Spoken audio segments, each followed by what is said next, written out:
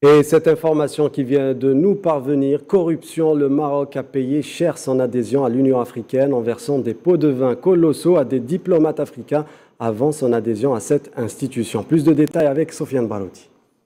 La monarchie a versé des pots de vin pour son adhésion à l'Union africaine. Des documents révélés par MarocLeaks montrent par quel procédé la monarchie a recouvert son siège dans l'organisation continentale en 2016. En effet, ce retour à l'Union africaine pose des questions au vu de l'antagonisme flagrant entre la politique coloniale de la monarchie marocaine et la charte de l'organisation continentale. Le Maroc a ainsi réussi à obtenir des soutiens pour son adhésion à l'Union africaine grâce à des actes de corruption caractérisés, ce qui n'est pas une première. On se souvient du paiement de journalistes pour redorer l'image de la monarchie. Comme en témoigne clairement le contenu des documents de l'enquête, on peut voir les courriers d'un diplomate marocain qui semble avoir réussi à mettre en place un réseau de relations en coulisses à chaque sommet de l'Union africaine. À travers ces courriers, qui ont été envoyés par la suite à son patron à Rabat, on apprend que, au moins à une occasion, de l'argent liquide a été remis à certaines délégations, mais aussi que des dossiers internes de l'Union africaine ont été livrés à des responsables marocains. L'adhésion du Maroc à l'Union africaine a été donc le résultat d'une politique de lobbying dans laquelle une campagne de corruption omniprésente a été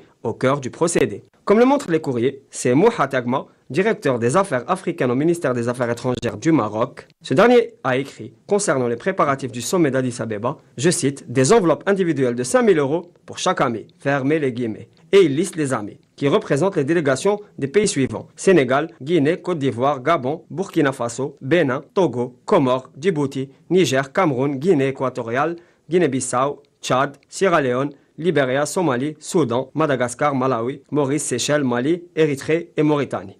Voilà donc un autre scandale qui éclabousse la monarchie marocaine dans un contexte particulièrement critique pour la stabilité du trône rompu aux pratiques mafieuses.